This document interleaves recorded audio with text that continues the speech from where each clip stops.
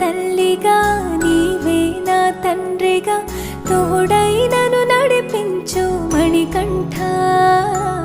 కష్టాలే తరిమినా కన్నీరే ముంచిన నీవే నాకు దిక్కు కదా అయ్యప్ప.